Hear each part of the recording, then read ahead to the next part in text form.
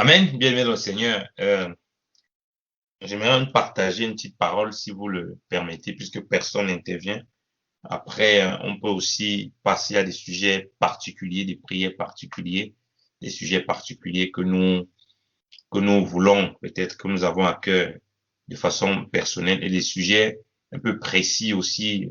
Ça peut être pour les dirigeants, ça peut être pour la situation qu'on vit avec le Covid ou bien les problèmes, les difficultés que les bien-aimés rencontrent ça et là. Vous aussi noter. Donc, pour ça. Alors, je voulais nous encourager toujours dans, dans ce combat. Vous voyez, on nous parle dans la parole de Dieu, le combat de la foi. Hein. On nous parle le combat, hein. On combat le bon combat. Mais le combat que je voulais parler, que je veux partager, c'est le combat de la prière. Si vous voyez, on peut aussi dire le combat de la prière, dans la prière, par la prière. C'est un vrai combat, la prière en elle-même. C'est un vrai combat pour se dégager, d'avoir une vie de prière. C'était un vrai combat de persévérer dans la prière là, pour combattre. Vous le savez très bien que parmi les armes que Paul a citées, il a couronné tout avec la prière dans Éphésiens chapitre 6, qu'on connaît très bien. On va le lire vite, Éphésiens chapitre 6. On va le lire ça. Je lis dans David Martin. Alors, je vais lire Éphésiens, lire la Bible, je lis en ligne. Éphésiens chapitre 6. Ça me vient vraiment à cœur dans ce moment-là. Les enfants d'Israël, ceux qui craignaient beaucoup le Seigneur, on voit qu'il y a eu beaucoup l'accent mis sur la prière. On en a déjà partagé plus ou moins. On a vu à Josaphat comment il allait prier, il allait chercher la face de Dieu, comment il allait interroger Dieu, comment il s'est d'abord attaché à Dieu pour aller en guerre. Il a compris que sa guerre, c'est d'abord sa première guerre qu'il avait. C'était d'abord être dans la prière. C'était ça la première guerre, pour ne pas laisser la peur s'emparer de lui, pour ne pas laisser les stratégies de guerre qu'il connaisse, parce qu'il étant lui-même le roi, il est le roi des armées, le chef des armées, donc pour ne pas penser, donc il n'a pas de stratégie de guerre, de combat physique là, qui a d'abord prédominé. Il a d'abord, sa première guerre, c'était laisser ça d'abord pour s'attacher à Dieu. Donc c'est pourquoi je parle du combat, bien aimé dans le Seigneur, le combat, sa première guerre. Et parfois, donc, nous avons des situations qui nous arrivent, on est branlé. Le premier réflexe, c'est d'avoir trouvé une technique, c'est de trouver un moyen. On voit souvent ça, les frères. Non, on croit qu'en force de parler comme ça va passer, ou bien de faire telle technique.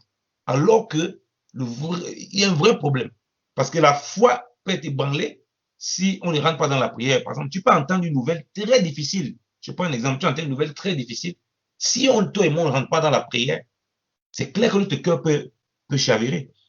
Quand j'ai écouté Aïma Bijou, il y a une situation que j'étais dans laquelle on m'a mis là, qu'on essaie de régler, qui est très difficile, très compliqué.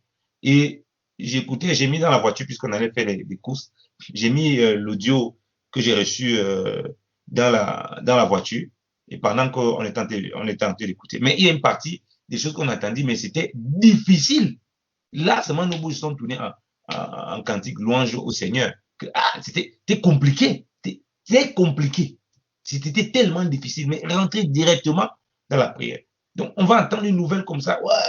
Et qu'est-ce qui s'est passé lorsque venu nous dire par rapport à la chute, à la mort de ses fils? Bah, l'aurait été pesant. En plus, paf, il s'est écroulé. Donc, nous, quand les choses viennent comme ça, là, quand les situations viennent se présenter à nous, il faut que notre foi, le Seigneur est notre bouclier, ça c'est sûr, le bouclier de notre foi, que notre foi soit mélangée avec la prière. Rappelez-vous qu'on demande de prier avec foi. Hein? Parce que même Jacques nous le dit, la prière avec foi va relever le malade. Donc, on doit prier avec foi. Donc, la foi et la prière vont ensemble, ça s'encadre. On comprend pourquoi le Seigneur dit que de prier sans cesse. Il nous dit sans la foi, il est impossible d'être agréable à Dieu. Donc, il y a des choses dans lesquelles on ne peut pas faire sans la foi. On sait que persévérer dans la foi, c'est difficile. Il y a un combat, comme on parle, le combat de la foi. On dit combat, c'est pas évident de demeurer inébranlable dans la foi, de demeurer, de persévérer. Il y a tellement de choses qui vont faire en sorte que devant les situations, on se dit, ah non, on connaît toutes les techniques. C'est pareil pour la prière. Il y a tellement de situations qui peuvent se présenter, on dit que c'est impossible. Ou voilà, la prière va me servir à quoi? Il y a une situation qui est arrivée. Là, j'ai prié, ça n'a rien changé. C'est parfois ce que j'entends chez certains chrétiens. Et c'est là où l'ennemi, on voit que l'ennemi est en train de détruire son combat dans la prière. Pour montrer un exemple de combat dans la prière encore, merci Saint-Esprit, vous voyez que Jacques a été pris, Acte chapitre 12, il a été mis au supplice. Il est passé au tranchant de l'épée. Hérode a vu que ça plaisait aux Juifs de massacrer les chrétiens comme ça. Il a fait arrêter Pierre pour faire la même chose. Mais regardez que l'Église élevait continuellement les prières, alors qu'ils viennent d'être endeuillés. Ils pouvaient dire de toute façon, on va le tuer comme l'autre. Ils élevaient donc, malgré le premier cas. Alors, bien aimé, moi je vous prie, comme dit à certains frères, vous pensez qu'ils ont commencé à prier à cause de Pierre? Non, c'est pas un hasard. L'Écriture ne met pas les choses au hasard. Parce qu'on voit dans Acte chapitre 2, on dit qu'ils persévéraient dans la prière. Donc, ils étaient des combattants dans la prière. Ils avaient été formés à la bonne doctrine, au bon enseignement du Seigneur. Ils persévéraient dans la communion fraternelle. Dans la communion fraternelle, la Bible nous précise bien, et dans les prières. Donc, il y avait la persévérance, il y avait un combat véritable. Donc, du coup, c'est seulement venu rencontrer ça. Les persécutions sont venues seulement rencontrer ce combat. Voilà pourquoi, même si le premier meurt, ils n'abandonnent pas. Donc, ils sont dans la même attitude que Abednego, Meshach, Shadrach, que même si notre Dieu ne nous délivre pas là, nous, on ne va pas se prosterner. C'est-à-dire que même si le frère pour qui on prie là, on a prié pour Jacques, il meurt, on attrape papa Jean-Marie, on attrape Yannick, on attrape la sœur Nathalie, nous, on va continuer à prier. Vous voyez? Et beaucoup de personnes croient que tu dois persévérer dans la prière parce que Dieu a exaucé tout ce que tu veux. Ça ne se passe pas comme ça. Parce qu'il n'a pas compris que la prière, là, d'abord lui-même, ça lui permet, lui, déjà, vraiment, d'être préservé dans le Seigneur, d'être fortifié dans le Seigneur et d'être cet instrument, encore par-dessus tout, pour participer avec Dieu. Donc, Dieu te fait participer à sa gloire. Il nous fait participer à son œuvre. Donc, mais si tu vois seulement la prière comme j'ai prié, Dieu m'a exaucé selon ce que je veux, et tu ne comprends pas ce grand combat dans lequel on est, et cette arme que Dieu te donne, qui est la prière, c'est compliqué. Alors, du coup, bon, comme on appelle, je suis souvent étonné. Tu pries pour quelqu'un, il ne réussit pas. Tu arrêtes de prier pour les morts. C'est quelle histoire ça? On t'a montré combien de, comme il dit Stéphane Frère, tu as vu combien de personnes ressuscitées dans la Bible? Est-ce que c'est pourtant qu'il ne priait pas pour les morts? Dieu te montre le fort, les miracles sont passés. Mais il te montre pas le fort, les miracles sont passés. C'est pour t'apprendre à quoi? Il te montre que c'est possible. Est-ce que ça veut dire que quand Dieu te montre que c'est possible, c'est à tout moment qu'il va faire? Non! Mais pour que tu crois que c'est possible, il faut que tu sois disposé à faire pour tous les cas. Alléluia. Donc, ce n'est pas quand tu dis non, ici, là, Dieu m'a révélé que lui, il doit ressusciter. C'est en ce moment que tu viens prier, tu persévères. Non, tu n'es plus dans la foi. Tu es dans des calculs humains. Donc, tu vas commencer à prier parce que toi, ça doit correspondre à ce que tu veux.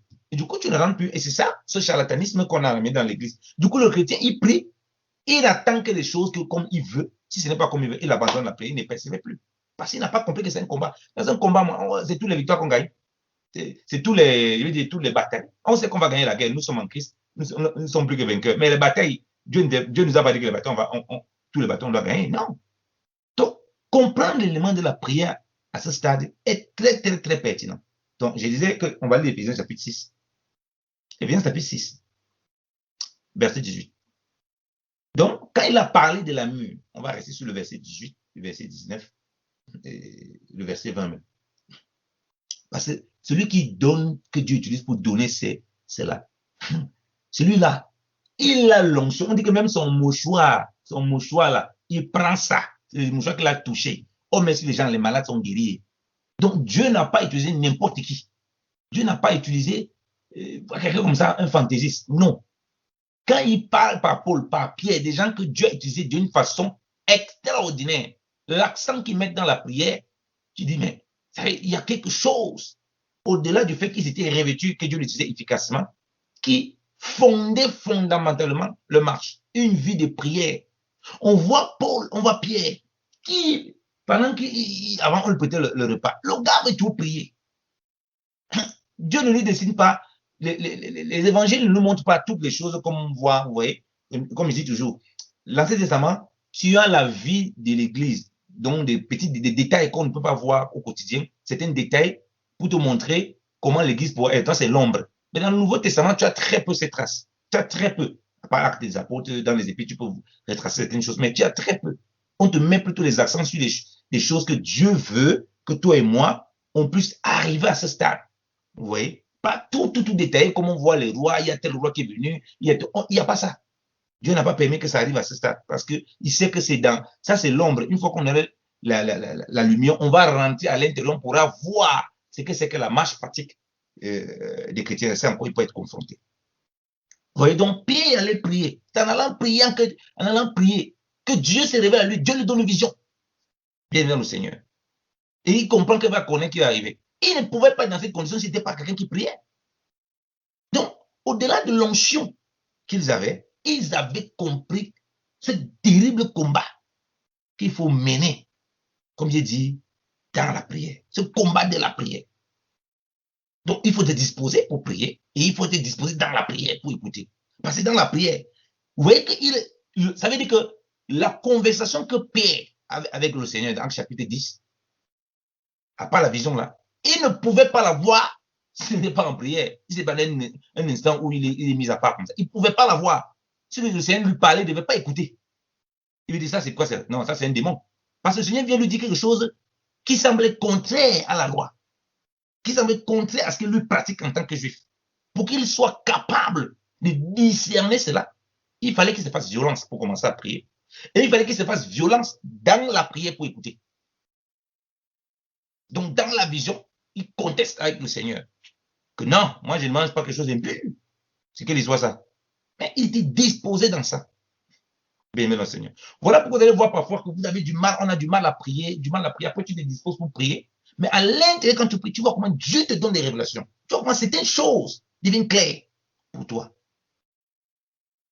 Et tu sors de dire, ah, waouh, c'est incroyable. Et tu ressens donc, c'est comme une révélation que tu reçois instantanément pour ce que tu traverses, pour ce que Dieu, les questionnements que tu posais. Mais alors qu'avant, tu as bataillé pour te mettre à prier. Il y a un vrai combat. Et l'ennemi sait, il sait vraiment que c'est un vrai challenge. Et il fait tout. Voilà pourquoi, comme on voit en Égypte, il faut charger ces gens-là qui n'avaient pas servi le Dieu. Il va te charger de toutes sortes de choses. Or, si tu es chargé des choses de ce monde et qu'à l'intérieur, tu as une vie de prière, tu es consacré dans ces prières-là. Non, tu vas faire des dégâts terribles. Voilà pourquoi tu vas tout faire pour casser ça. Donc, du coup, comme je dis, tu ne combats pas parce que tu as tout ce que tu veux. Tu combats parce que tu es conscient déjà de la grâce de Dieu dans ta vie et comment Dieu utilise cette arme puissante dans ce combat spirituel dans lequel nous sommes, contre les démons, contre les œuvres de la chair, ou bien des trucs et tout, machin. Et dans la communion avec Dieu, pour qu'il nous parle, pour qu'il se révèle à nous. Tout le temps, on en a besoin. Donc, Paul, comme je dis, on revient à Ephésiens 6, là, verset 18, là. Paul écrit, il dit, je vais lire, ça c'est la seconde même qui est en face de moi.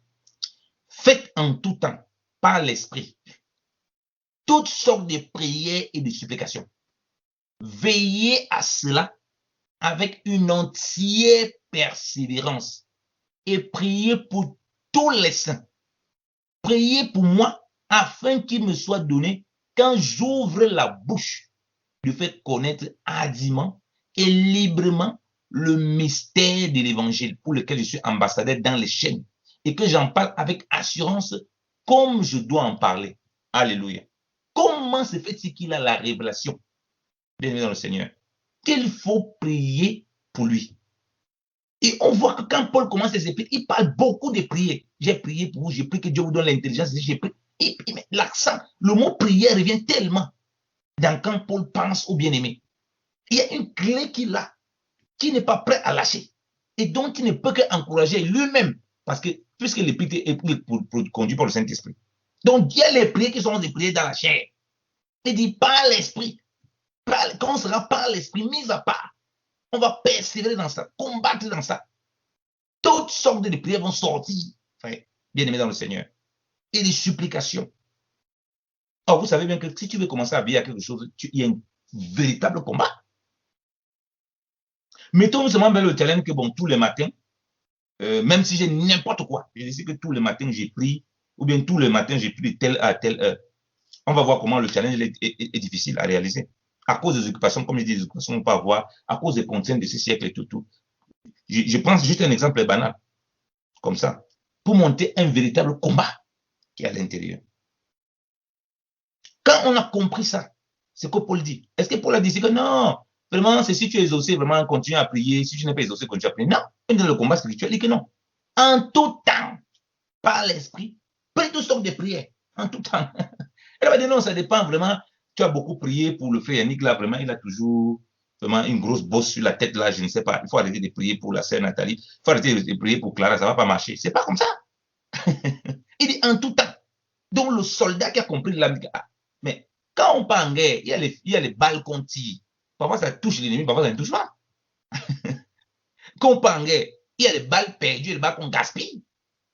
Mais ça n'empêche pas qu'on utilise l'arme lorsqu'on voit l'ennemi. Donc, la prière, comme je dis, ne dépend pas. Dieu m'a exaucé, il ne m'a pas exaucé. Parce que de toute façon, Dieu répond. D'une façon, Dieu, comme j'ai toujours dit, Dieu répond. Même son silence, il répond. Et il demande de prier pour lui. Alors que c'est lui-même qui dit que Dieu l'a appelé pour qu'il annonce aux païens. Comment lui qui il a prié pour annoncer l'évangile aux païens, il comprend par l'esprit que les prières des saints. Donc vous voyez que nous, on peut aider beaucoup de serviteurs de Dieu. On aide les responsables, on aide le pasteur Hilaire, on aide le pasteur Jean-Marie, on aide les frères et sœurs dans leurs difficultés, dans leur marche, par nos prières. Parce qu'il a dit même pour tous les saints. Frère, ça c'est formidable. Donc voilà pourquoi l'ennemi a fait qu'on arrête ça. Parce que quand il voit, ah, c'est que ça produit. Je me rappelle, comme je dit, quand ça m'avait touché, quand j'étais au Cameroun, quand j'ai cru, les personnes qui priaient pour moi, qui m'annonçaient l'évangile, ils sont revenus flou. Dieu m'a montré les 3 personnes qui t'ont apporté l'évangile. Le reste là, qui les chrétiens, c'était les chrétiens fantoches. Les 3 personnes là qui parlaient de Dieu, qui priaient pour toi. C'est une puissance terrible. Vous imaginez, Paul là que le Seigneur a appelé, le Seigneur, il dit qu'il comprend que non, le Seigneur veut que vous et moi, je puisse ouvrir ma bouche comme je dois l'ouvrir. Ça fait aussi vos prières, le combat que vous allez faire pour vous lever à telle heure. Tu pries pour les serviteurs de Dieu. Tu pries. Ce combat-là, vous n'imaginez pas ce que ça fait dans la vie du serviteur.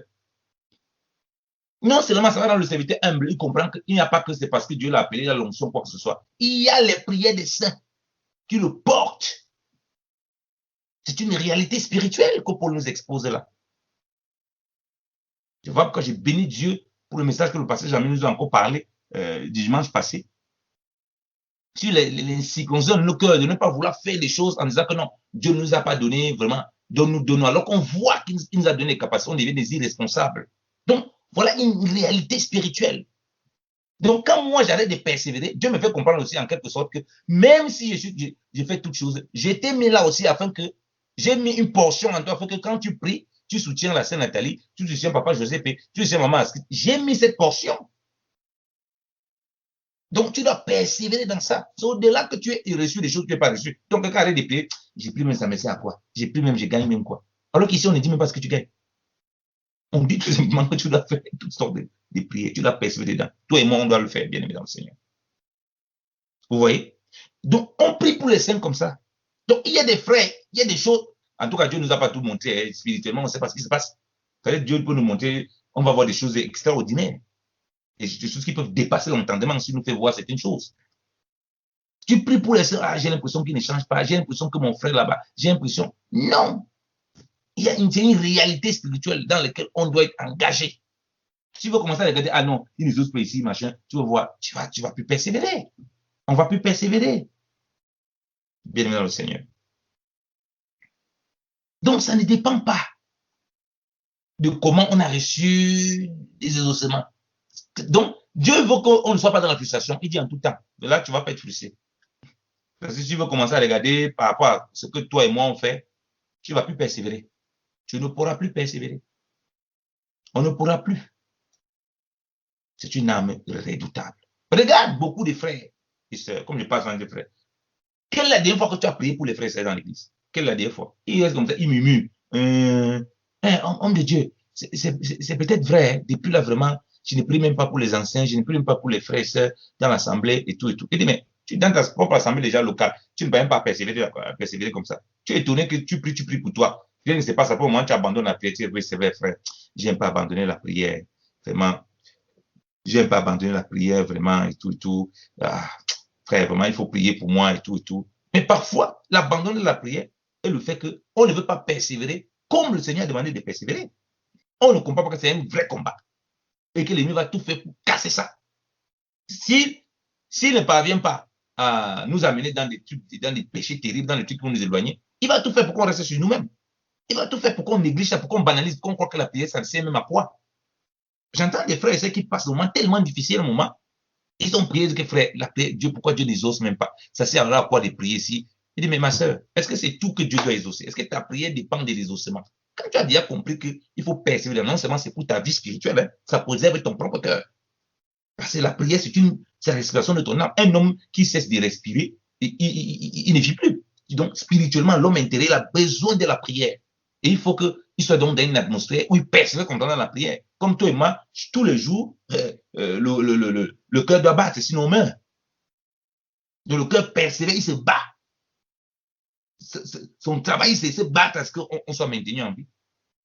Et comme on combat dans ces prières-là, non seulement nous on est maintenus, et on fait des dégâts terribles. On soutient d'une façon incroyable aussi les bien-aimés. Vous voyez, bien-aimés dans le Seigneur. Donc, ça, c'est merveilleux. Et regardez ce que Paul dit. Éphésiens, j'ai dit qu'il parle tous des prières. Éphésiens chapitre 1, là. Le même Paul qui a compris pour lui. Éphésiens chapitre 1, j'ai dit le verset 15.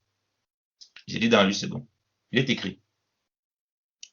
C'est pourquoi, moi aussi, autant pour moi, ayant entendu parler de votre foi au Seigneur Jésus et de votre charité pour tous les saints, je ne cesse de rendre grâce pour vous, faisant mention de vous dans mes prières. Oh, ça c'est merveilleux. Je ne cesse de rendre, il ne cesse pas. Attends, frère, c'est la Bible inspirée de Dieu, non? Paul était menteur. Quand Dieu nous parle comme ça, en disant les thèmes, comme ça, c'est pas un hasard. C'est-à-dire qu'il est tellement imprégné dans l'histoire des prières là. Il ne cesse de faire mention de vous dans mes prières. Il n'a pas dit dans ma prière, dans mes prières. Donc c'était un prieur, un gars qui priait terriblement. Les serviteurs qu'on voit là, ils priaient. Les apôtres, lorsque les veuves vont commencer à se plaindre, voilà, on s'occupe bien d'eux, bien d'elle et tout, et tout, et tout. Ils ont dit que frère, nous on doit vaquer à la parole et la prière. Aujourd'hui, les gens vaquent à la prière, à la parole. Ils ne veulent pas vaquer à la prière. La prière est juste un instrument comme ça, combien on complète. Les gens persévèrent pour prêcher, au lieu de persévérer pour prier. Si tu persévères bien pour prier, tu vas persévérer pour prêcher comme ça se doit. Tu vas persévérer pour faire autre chose, parce que l'application est juste un pan, des dérivés. À la Pentecôte, avant la parole, ils ont persévéré. Donc, ils ont combattu. Les 10 jours n'étaient pas faciles. Le 10, le chiffre de l'épreuve, n'oubliez pas. Ils étaient éprouvés. Comme le Seigneur dit, ils étaient éprouvés pendant 10 jours. Ils étaient éprouvés. Il fallait qu'ils persévèrent, qu'il y ait d'abord la prière. Une fois la prière était là, le cœur maintenant était disposé. Ils ont écouté des choses qui les dépassaient dans leur propre langue. Là, la parole pouvait venir sortir. Mais on fait l'inverse. On veut persévérer dans la parole sans persévérer dans la prière. On néglige le combat de la prière. Et on fait un faux combat. Le faux combat spirituel, on peut envoyer le feu sur des gens dans tous les sens. On fait des trucs qui n'ont aucun sens. Parce qu'on est toujours en train de chercher nos propres intérêts et non l'intérêt du royaume. Paul dit, j'essaie de vous mentionner dans mes prières. Donc, il persévère. C'est un vrai combat. Voilà un modèle. Il dit au verset 17, afin que le Dieu de notre Seigneur Jésus-Christ, le Père de gloire, vous donne un esprit de sagesse et de révélation dans sa connaissance. Écoutez, ils connaissent le Seigneur. Ils ont la relation du Seigneur. Pourquoi ils prient encore pour ça? Ils connaissent. Et qu'il illumine les yeux de votre cœur, afin que vous sachiez quelle est l'espérance qui s'attache à son appel, quelle est la richesse de la gloire de son héritage qui réserve aux saints. Amen. Arrêtons-nous là. Je ne cesse de mentionner dans mes prières. Nous mentionnons les gens quand dans nos prières. Voilà un serviteur de Dieu qui est un modèle, qui voit que tu dis, ah, il ne cesse de mentionner les gens dans ses prières. Les saints, ça et là, à gauche, il prie tout pour eux. Dès qu'on lui raconte une histoire d'un, il prie seulement pour lui. Avant, ils sont là-bas, ils prient. Ils avaient une connexion, un combat terrible qui ne lâchait pas. On voit seulement l'onction. Oui, il y avait l'onction que Dieu manifestait, les machines. Mais regarde la vie, c'est exactement, ça nous rappelle pas un peu la vie que le Seigneur avait. Il passait son temps à prier. Mais nous, on voit seulement l'onction relâchée comme ça. Les gens, oh, charismatiques, on veut le pouvoir, on veut machin. Mais quand tu regardes, il n'y a aucune persévérance dans la prière. Il n'y a aucun combat dans la prière. Aucun combat de la prière, comme je disais, pour se disposer pour prier. Aucun combat dans la prière. Un combat véritable. Pour les saints. Pour constamment arroser les saints. Constamment arroser les serviteurs de Dieu. Les frères et sœurs qui se mettent, qui sont au four, au moulin, qui passent moins difficile, ou bien, de toute façon, qui sont les témoins de Christ. Et pour tous les saints en général. Il n'y a aucune persévérance, même si il y a des choses qui ne marchent pas bien, on persévère toujours. Non, on veut que tout marche toujours bien. Le chrétien arrête de prier lorsque les choses ne vont pas bien. Il quitte, il ne prie plus. Le frère quitte l'assemblée lorsqu'à un moment les choses sont un peu difficiles. Il quitte, il ne peut pas persévérer. Pour qu'il combatte toujours dans la prière, il faut que les choses soient comme lui veut. Donc, il arrête de prier lorsque Dieu ne lui a pas donné ce qu'il voulait. Alors, comme j'ai dit, on voit que cette persévérance-là, c'est la résultante de la connexion que Paul, Pierre, le Seigneur lui-même, il manifestait dans le jour de sa chaîne, la connexion qu'ils ont avec le Père par Jésus-Christ. Donc, du coup, il ne se lassait pas de prier. C'est pas parce que quelque chose est arrivé de mauvais ou bien ils n'ont pas eu ce qu'ils vont arrêter de prier. On ne voit pas les résurrections à l'appel comme ça que tout le monde. Donc, sinon, eux-mêmes ne devaient pas mourir. Sinon, Paul meurt, Pierre vient, Pierre le ressuscite. Pierre meurt, Paul le ressuscite. On ne s'en sort pas. Vous imaginez, on ne s'en sortirait jamais. Donc, c'est pas possible. Donc, ce n'est pas dépendant. Donc, la prière ne dépend pas de ce qu'on a reçu forcément ces choses. Non. Mais de ce qu'on a compris, qu'on a besoin de cette communion avec le Seigneur, de persévérer là-dedans. Et là-dedans, Dieu fait des choses incroyables, magnifiques, exceptionnelles dans nos vies, bien-aimés dans le Seigneur. Et c'est ça qui est magnifique. Donc, voilà pourquoi j'avais à cœur ça m'est venu vraiment là qu'on parlait de persévérer. Parce que c'est que parfois on peut être découragé. Ah oui, mais j'ai pris même depuis, pourquoi? Il ne change pas, telle personne. Ah, j'ai payé mon temps, vraiment. L'homme là et tout et tout. J'ai pris. Mais Dieu te donne pas seulement, Dieu ne nous appelle pas seulement des choses qui n'ont pas marché. Il nous appelle aussi des choses qui ont marché. Il nous parle aussi des choses qui ont marché. Il veut qu'on se focalise sur ce qu'il nous demande de faire. Et non ce qui a marché, ce qui n'a pas marché. Comme on a lu dans Éphésiens chapitre 6, et comme on a lu dans Colossiens, dans Éphésiens chapitre 1. Revenons en Colossiens chapitre 1, vous voyez la même chose. Regardez, j'ai dit qu'on regardait le début des lettres de Paul. Mais un homme qui prie tout le temps. J'ai lu le verset 5. Il dit, nous rendons grâce à Dieu. Donc Paul a parlé, Paul et le frère Timothée. Paul, l'apôtre de Jésus, qui c'est pas la volonté de Dieu, le frère Timothée, au verset 1. J'ai lu le verset 3. Nous rendons grâce à Dieu, le Père de notre Seigneur Jésus-Christ, et nous ne cessons de prier pour vous, ayant été informés de votre foi en Jésus-Christ et de votre charité pour tous les saints, à cause de l'espérance qui vous est réservée dans les cieux, et que la parole de la vérité, la parole de l'évangile, vous a précédemment fait connaître. Alléluia. Regardez l'introduction d'une lettre. Il introduit papa, puis c'est moi et Timothée, papa. On ne cesse pas de prier pour vous. Si l'écriture est inspirée de Dieu. Quand Paul nous dit prier sans cesse, Dieu met que lui est là, il dit on ne cesse pas, on ne cesse pas. C'est pas que tout le temps, quand il a en train d'écrire, il a en train d'écrire. C'est pas qu'il a en train de prier peut-être au même moment. Bon, peut-être c'est le cas, hein. Mais on voit qu'il y a un accent profond, prépondérant, mis en avant.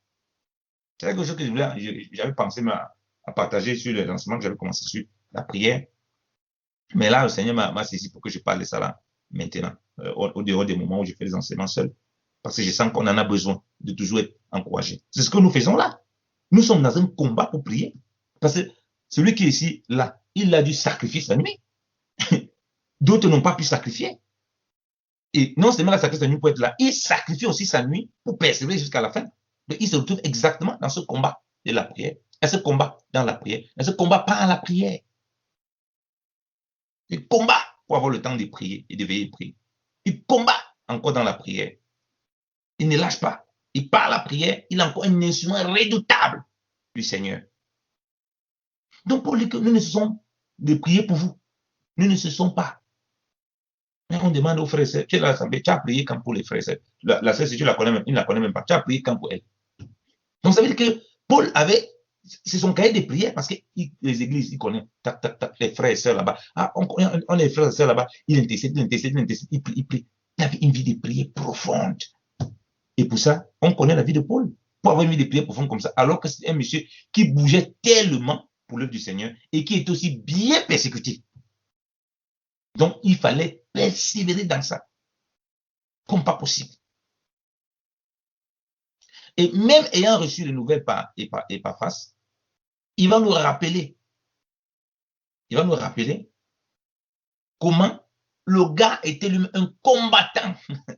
Oh, merci Saint-Esprit. Colossiens chapitre 4. On va lire ce qu'on est tout dans Colossiens chapitre 4. Verset 12. Il dit, Epaphras, qui est des vôtres, vous salue, serviteur de Jésus-Christ. Il ne cesse de combattre pour vous dans ses prières, afin que parfait et pleinement persuadé, vous persistez dans une entière soumission à la volonté de Dieu. Waouh! Waouh! Et au verset 2, Paul dit, persévérez dans la prière, veillez-y avec action de grâce. Mais, verset 3, priez en même temps pour nous, afin que Dieu nous ouvre une porte pour la parole, en sorte que je puisse annoncer le mystère de Christ pour lequel je suis dans les chaînes et le faire connaître, comme je dois en parler. Merveilleux. La même chose qu'on a lu dans Éphésiens chapitre 6. Merveilleux. Il dit que votre frère, lui-même, Epaphras là, il combat. On parle de combattre. C'est un vrai combat. Pour les saints, pour les bien-aimés.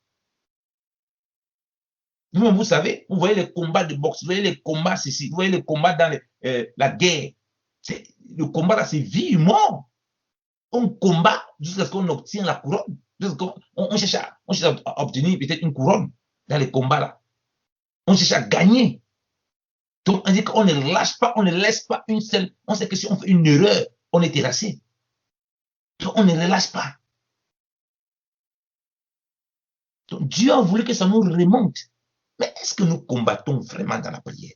Est-ce que nous combattons déjà, nous faisons le combat de la vie? Il faut se disposer même déjà. Parce que vous percevez dedans. C'est un combat terrible, comme on le sait.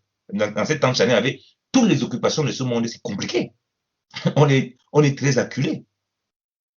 Mais maintenant, une fois qu'à l'intérieur, est-ce qu'on combat vraiment pour persévérer là toujours? Prier pour les saints, prier pour l'église, prier vraiment que Dieu délivre les gens, prier pour nos familles, que Dieu les visite, prier par tout ça, de prier par l'esprit. Prier pour nos besoins, il n'y a pas de problème.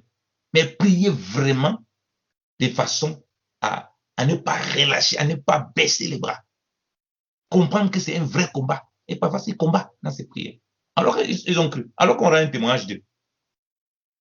Pour qu'ils soient parfaits, pleinement persuadés. Et pour qu'ils persistent. Avant que ça nous dise non, persister.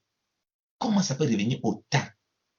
Donc, Dieu me faisait voir comment le maître, le Seigneur lui-même, il marchait. Lui-même, il dit, Seigneur me fait voir, regarde, comment les apôtres marchaient. Mais les chrétiens de ce siècle, vous n'êtes pas persécutés. Il dit que ce que vous avez, ce n'est pas la persécution. C'est que vous voyez là, vous voyez comment il était persécuté. Et regardez comment il s'est fait. Il luttait, il combattait dans la prière. Je ne dis pas, je ne recommande pas les choses pour rien, parce que dans ce que je vous ai donné, c'est une arme terrible. Les gens combattent aujourd'hui pour être prédicateur. Vous voyez tout le monde, parce que c'est quand tu prêches, on te considère comme pasteur, on te considère comme apôtre, prophète, docteur, whatever. Donc les gens ont résumé servir le Seigneur avec la prédication. Regardez comment on décrit. Regardez comment Paul lui-même s'est décrit. Il parle de l'apôtre, tac, tac, il a été mis à part pour la volonté de Dieu, mais il commence par la vie de prière. Mais nos apôtres qu'on a aujourd'hui, nos soi-disant prophètes, nos soi-disant docteurs et tout ça là, comment se fait-il qu'il y a une telle médiocrité dans ce combat-là de la prière? Il y a un problème. Vous êtes d'accord avec moi? On a plus, il parle tellement, mais il ne prie pas. Tu rentres dans la vie des serviteurs de Dieu, tu rentres dans la vie des frères, les gars ne prient pas. Ils bavardent beaucoup, on bavarde beaucoup. Donc, il y a ce combat-là, on a laissé de côté avec non, vraiment, le vrai combat, il faut qu'on prenne la parole. La parole est autant importante que la prière. Les deux vont ensemble. Comme je disais, ce que Pierre a rappelé, qu'il ne faudrait pas que nous, on lâche la parole, que nous, on va à la parole et la prière. Mais on a déconnecté. Si on ne peut rien faire sans la parole, on ne peut rien faire sans la paix, puisque Dieu n'est de prier sans cesse. Mais comment se fait-il dans ces mêmes paroles, on voit un accent et une demande de combattre et de persévérer dans cet exercice? Nous on dit non. Vraiment, bon, Seigneur, on va quand même utiliser ça de temps à autre quand ça accomplit nos besoins. C'est là-dedans, moi je suis persuadé qu'on verra des choses extraordinaires. Paul était en prière quand il a vu la vision, Ananias venait lui imposer les mains. Quand il commence, regardez, Dieu le fait commencer sa vie chrétienne. Il visait, il a aveuglé, tout ça. Il part, le gars en prière, en jeûne. Il est en jeûne, il prie. Il voit Ananias qui vient lui parler, en vision. C'est incroyable. Ananias lui-même, il est disposé pour le Seigneur. Donc, vous voyez que beaucoup de grandes révélations, des visions, des songes, parce qu'on avait commencé ça à l'étude biblique, on avait là, avec l'étude biblique qu'on fait avec l'église des balles en ligne là, cette semaine, on parlait de ça, plutôt des visions. Je n'ai pas abordé ce pan-là. Beaucoup de visions que les frères avaient, ou même après, ils ont eu des songes. Ils avaient une persévérance dans la prière. Mais les gens ne prient pas. Ils ne prient jamais. Mais ils ont tous des songes bizarres. Et ils attribuent tout ça à Dieu. Ils ne disent même pas. Et parfois, tu entends dire, mais qu'est-ce que tu racontes là? Est-ce que tu as même compris ce que Dieu dit? Parce qu'il n'y a pas la profondeur dans la prière et la profondeur dans la parole, n'en parlons même parlons. Donc, Dieu veut que nous continuions à combattre. Et ce n'est pas la quantité des gens, et ce n'est pas la quantité des ossements. On ne peut pas quantifier. C'est une capacité que Dieu nous donne, parce qu'il sait que c'est bénéfique pour nous, c'est bénéfique pour le corps, c'est bénéfique pour tout ce qui nous entoure. Suivons le modèle du Seigneur, suivons le modèle de Paul. Paul dit, soyez mes imitateurs. Imitons Epaphras. Il combattait. Imitons Paul. Il priait sans cesse. Donc, il combattait. Il ne relâchait pas. Donc, ne relâchons point. On attend qu'un frère est souffrant. Oh, c'est encore s'empirer. On prie toujours. On attend qu'un frère va à la mission. Oh, vraiment, on ne sait pas comment il va faire même pour aller là-bas, c'est compliqué. On prie toujours. On attend qu'un bien-aimé, il n'est même plus de ce monde, et un autre frère est dans la même condition qu'il est, et il va peut-être partir. On prie toujours avec foi. On prie par l'esprit. Nos prières ne doivent pas être des incantations. Tu viens à l'église, les gens n'ont de prière que égocentrique, égocentrique, égocentrique. La vie de... C'est quand on persévère là qu'on va voir le prier sans cesse. Si on persévère, on combat comme ça là. Non, tu vas voir le prier sans cesse. Ton cahier de prière ne peut pas rester. Voilà pourquoi il dit que c'est bien d'avoir le cahier de prière. Mon cahier de prière, je ne sais pas, il faudra que j'achète un autre. Ton cahier de prière va se remplir, que tu le veux ou pas. Parce que tu auras toujours des sujets de prière. Dieu va tout alimenter. Et c'est aussi comme ça que Dieu va travailler des choses qu'il doit te donner et des choses qu'il ne doit pas te donner. Voilà comment tu vas apprendre par la foi à discerner. Et c'est comme ça que on peut connaître les petits moments de frustration, mais Dieu va venir vite balayer cela. Et on va vraiment persévérer. Si on va avoir la main de Dieu se manifester puissamment dans ce combat. Donc, que le Seigneur nous bénisse abondamment. La grâce et la paix du Seigneur soient avec tous. Je m'arrête là. Soyez bénis au nom de Jésus-Christ. Amen. Je vous laisse la parole.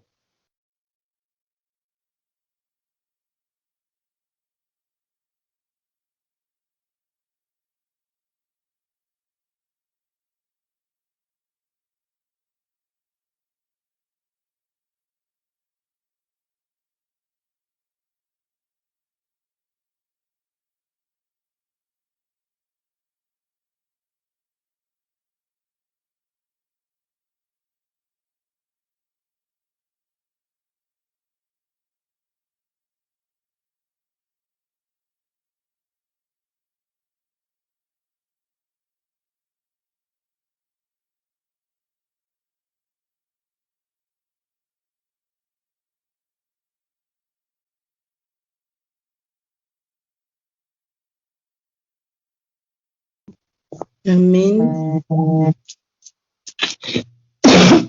Pardon. Je vais chanter et je vais après prier.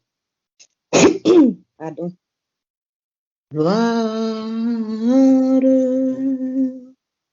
gloire,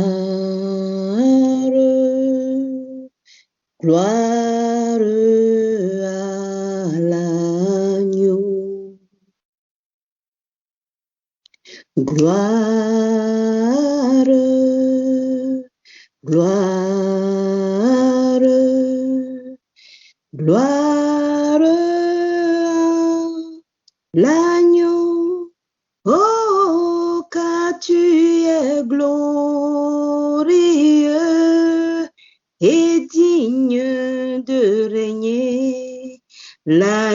L'agneau, tu es souverain. Nous élevons la voix pour t'adorer. L'agneau, tu es souverain. Gloire, oh gloire, gloire, gloire à l'agneau.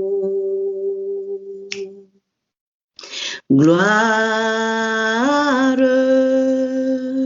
gloire, gloire à l'agneau. Oh, car tu es glorieux et digne de régner. L'agneau, tu es souverain. Nous élevons la voix pour t'adorer. L'agneau, tu es souverain. L'agneau, tu es souverain. Jésus, tu es souverain. L'agneau, tu es souverain. Le roi de rois, tu es souverain. L'agneau, tu es souverain. Le Tout-Puissant, tu es souverain. L'agneau, tu es souverain. Amen. Seigneur, nous voulons te dire merci pour cette parole que tu nous as encore donnée. Oh papa, spécialement moi je veux te dire merci parce que, Seigneur, c'est vrai que souvent, je prie et pour certains gens, je prie surtout pour mon fils et je ne vois pas les changements, je ne vois pas les choses changer comme moi je pense que ça doit changer, Seigneur. Et souvent, je baisse les bras. Merci pour cette parole, papa, que tu m'as encore donnée aujourd'hui pour persévérer dans la prière, Seigneur. Oui, papa, comme le bien-aimé, il a dit, même si ça s'empire, on va continuer à prier, papa. Oh, papa, merci beaucoup pour cet encouragement que tu me donnes, Seigneur. Je te prie de me donner la force de persévérer dans la prière. Papa, peu importe ce que je vois, peu importe ce que les gens me disent, peu importe ce que moi-même je pense que, peu importe ce que moi-même je me dis ou ce que je pense que j'ai compris ou je vois, Seigneur, aide-moi à persévérer dans la prière, papa. Je veux vraiment te dire un grand merci pour cette parole que tu nous as donnée. Aide ma soeur, aide mon frère à persévérer. Peut-être quelqu'un est aussi dans la même situation comme moi, Seigneur. Oh, aide-nous, papa, de persévérer dans ces moments difficiles, papa, qu'on pense que on prie, mais on ne voit pas les changements. On pense que les choses s'empirent. Seigneur, aide-nous, papa, de rester ferme dans la prière, de rester ferme dans les choses qu'on proclame, papa. Merci beaucoup. Au nom de Jésus. Amen.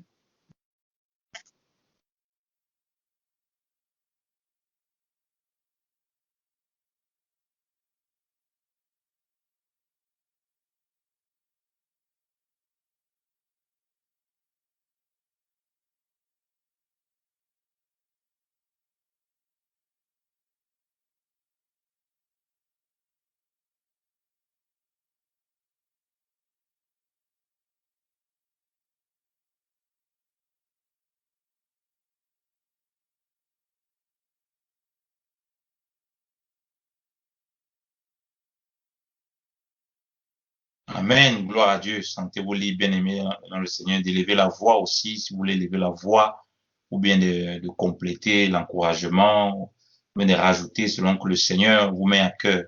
Soyez abondamment bénis au nom de Jésus. Amen.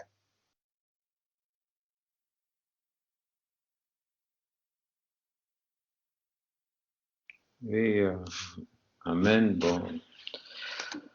Bonjour, frères et sœurs. Je bénis le Seigneur pour tous ces moments que nous traversons et de tout ce qu'il nous dit ces derniers temps, parce que nous sommes véritablement dans les temps de la fin.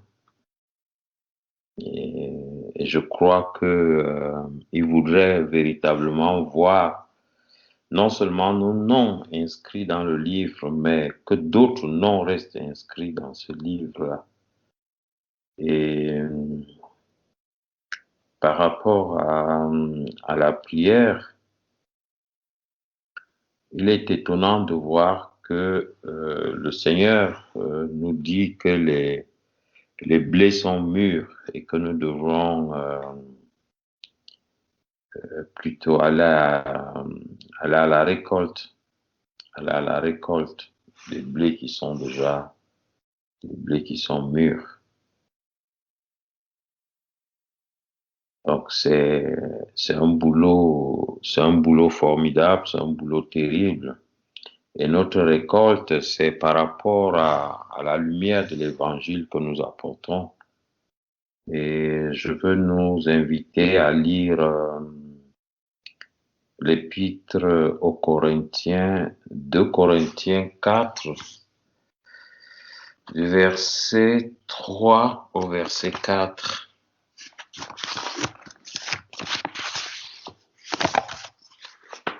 De Corinthiens 4.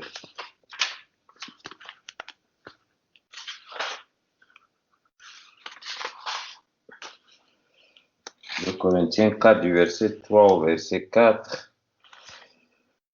Il est écrit, je lis, « Mais si notre bonne nouvelle est encore voilée, elle n'est voilée que pour ceux qui se perdent. Ils n'ont aucune confiance en Dieu, parce que le Dieu de ce monde a aveuglé leur entendement, afin de les empêcher de voir la lumière de la bonne nouvelle, de la gloire du Messie, qui est l'image de Dieu. Quant à nous, ce n'est pas nous que nous proclamons, mais le Messie Jésus comme Seigneur. Et nous ne sommes que des esclaves à votre service à cause de Jésus. En effet, le Dieu qui a dit autrefois que la lumière brille du sein de l'obscurité est celui qui a fait briller dans nos cœurs cette lumière qui est celle de la connaissance de la gloire de Dieu, resplendissant sur la face de Jésus le Messie. Ce texte est intéressant parce qu'il nous parle justement du ministère que nous avons, celui de la proclamation de l'évangile. Et Paul nous révèle ici que cet évangile est voilé, c'est-à-dire qu'il est couvert. Il est couvert pour ceux qui périssent, c'est-à-dire ceux qui iront à la mort parce que l'évangile ne leur aurait pas été dévoilé. Pour les incrédules dont le Dieu de ce monde a aveuglé les pensées, afin qu'ils ne voient pas resplendir la lumière de l'évangile du Christ, qui est l'image de Dieu. C'est étonnant.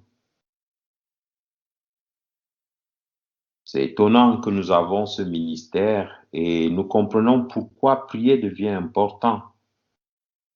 Parce que nous avons des incrédules dont le Dieu de ce siècle a aveuglé les pensées. Ça veut dire qu'en réalité, ces gars, ces gens, ces frères, ou ces gens vers lesquels on nous envoie sont prisonniers. Leur intelligence est voilée, leurs oreilles sont voilées, Leur cœur est dans les ténèbres.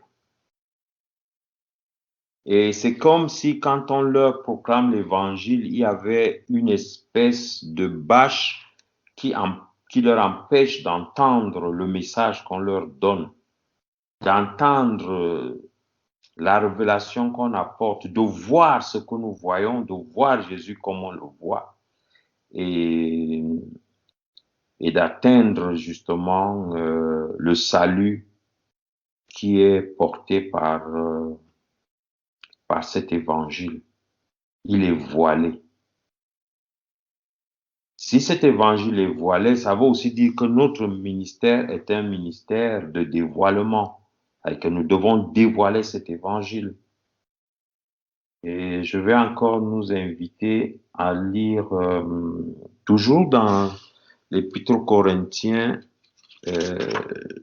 Corinthiens 10.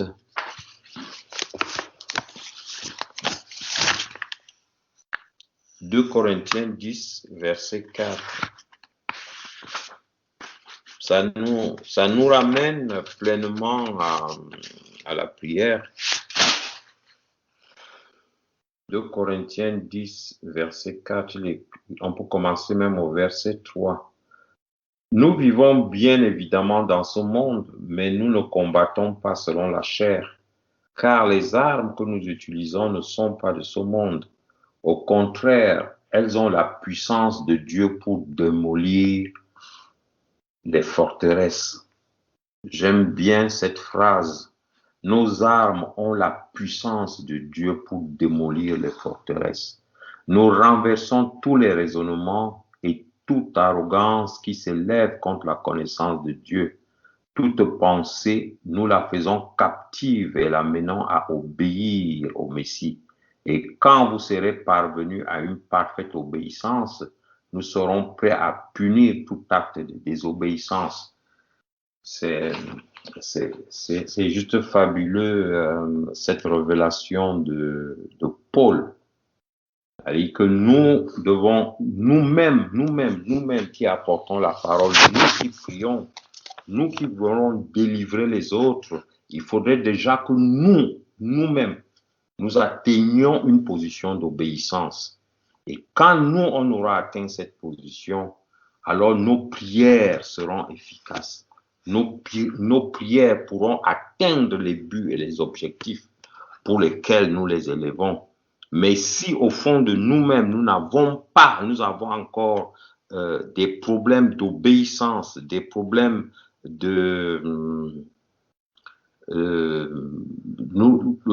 nous avons encore une vision voilée de la révélation du Seigneur, il nous sera difficile d'atteindre ces objectifs. Donc, nous comprenons très bien pourquoi le Seigneur nous interpelle ces derniers temps, parce que le combat spirituel tel qu'on le voit ici est à ce niveau-là. C'est-à-dire que qui dirige nos cœurs, qui en fait est le roi de nos cœurs, qui siège dans mon cœur. C'est la guerre du cœur aujourd'hui où nous nous retrouvons. Et quand on aura détrôné les ténèbres dans nos cœurs, quand on aura détrôné le Dieu de ce monde des cœurs, et que notre Seigneur, notre roi de gloire, prenne sa place dans les cœurs, alors la victoire est gagnée. C'est le véritable combat dans lequel on se trouve aujourd'hui. Et même beaucoup d'entre nous, et même comme on parlait tout à l'heure des serviteurs et d'autres, nous rappelons très bien comment est-ce que le Seigneur reprenait ses disciples en leur disant, mais de quoi parlez-vous? Pourquoi ne comprenez-vous pas ce que je dis? C'est parce que vous n'écoutez pas. Vous n'écoutez pas. Vous n'écoutez pas. Jusqu'à quand nous écoutons Dieu? Jusqu'où nous écoutons le Seigneur?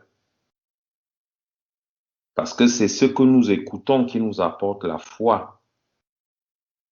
Et c'est aussi en écoutant en méditant, qu'on s'exerce à s'habituer à la parole de Dieu.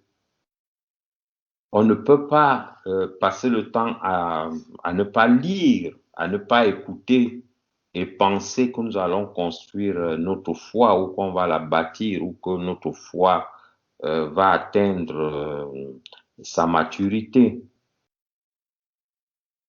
C'est ça qui est intéressant ici. Ce que j'exerce mon oreille en écoutant chaque jour la parole, j'exerce mon intelligence, j'exerce ma patience en lisant chaque jour, en prenant du temps chaque jour pour lire, à méditer. Parce que généralement, quand on a, demain c'est férié, généralement quand on n'a rien à faire, on est à la télé, on est à WhatsApp, on est partout, mais on a même peur. À la limite, on dit même, oh, je m'ennuie. Mais comment tu peux dire que tu t'ennuies alors que ta Bible est là et que cette année, tu n'as même pas encore lu 4 ou 5 livres?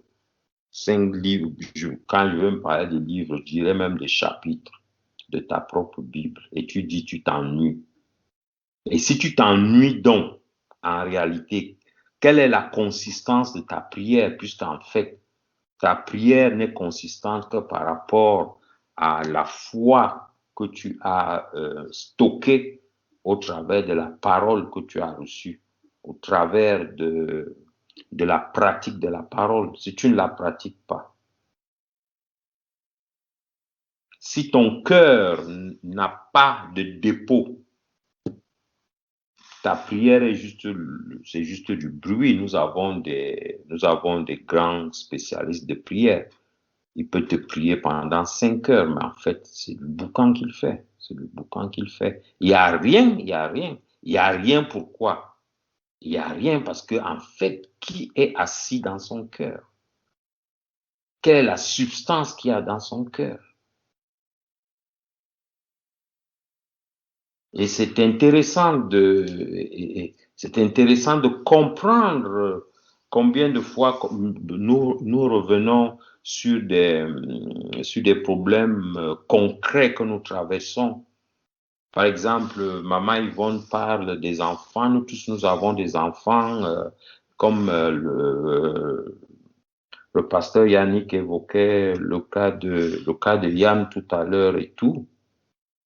Nous comprenons, on dit, ils sont incrédules parce que le Dieu de ce siècle a aveuglé leurs pensées. Donc, ils sont des esclaves du Dieu de ce siècle. Ils sont des esclaves du Dieu de ce siècle. Et c'est le Dieu de ce siècle qui les amène dans des attitudes, dans des comportements, oui, comme le dit l'apôtre Paul dans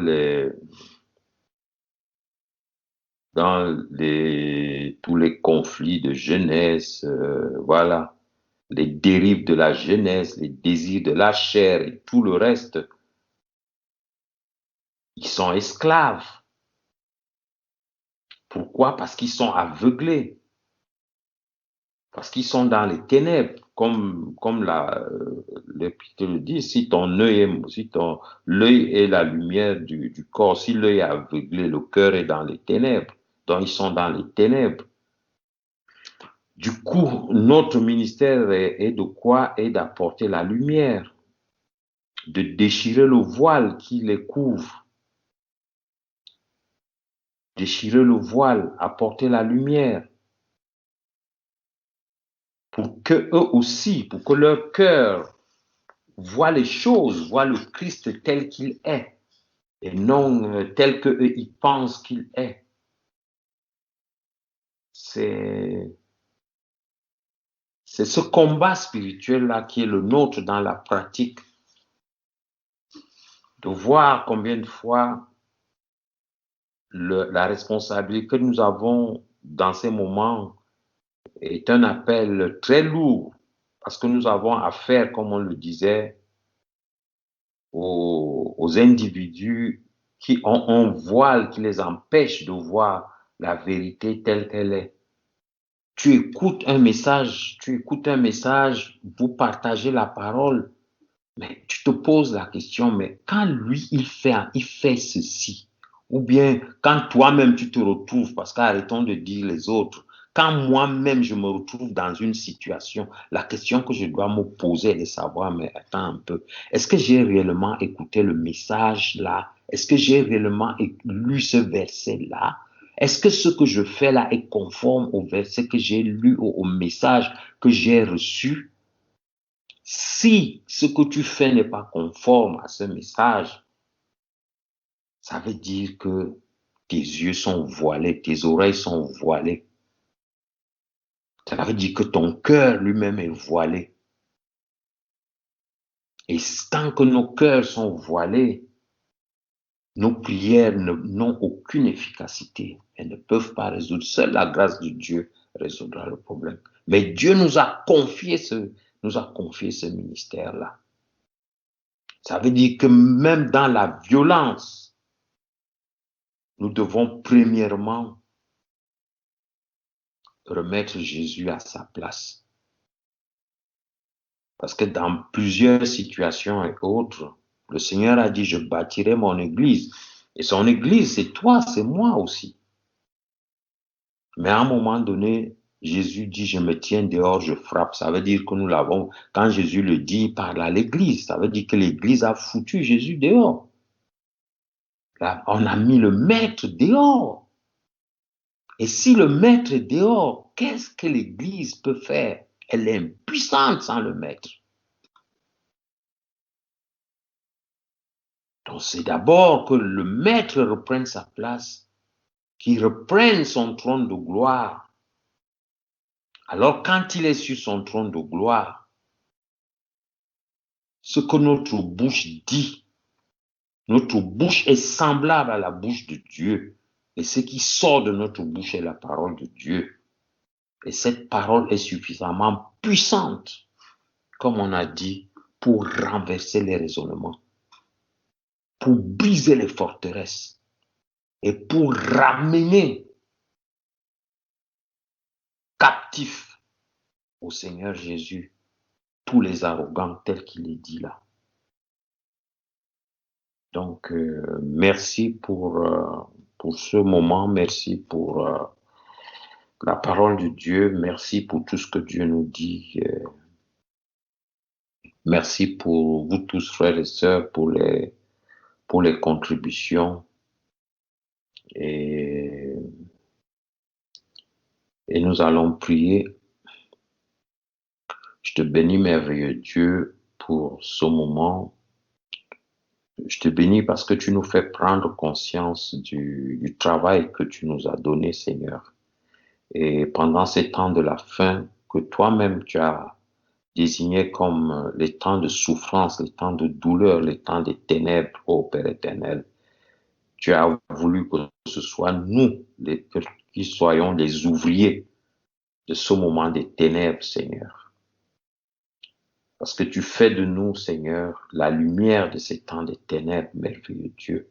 Et tu veux que cette lumière, Seigneur, brille de tout son éclat afin de produire les résultats que tu attends, merveilleux Dieu. C'est pour cela que nous nous tenons encore au-devant de toi ce soir, ce matin, Seigneur, afin de te dire, Seigneur, nous te demandons pardon, Seigneur, de ne pas avoir été là où nous devrions être, Seigneur, d'avoir fait ce que nous devrions faire, Seigneur. Parce que nous, Seigneur, nous nous sommes éloignés de toi, merveilleux Dieu. Nous nous sommes laissés accaparer, ô Père éternel, par toutes sortes de préoccupations, par toutes sortes d'appels à l'extérieur, ô merveilleux Dieu. Nous éloignant de ta parole, nous éloignant de tes pieds, ô merveilleux Dieu. Nous te demandons pardon, Seigneur. Et c'est certainement, ô merveilleux Dieu, à cause de tout ceci aussi que nous traversons les moments dans lesquels nous nous trouvons, Seigneur.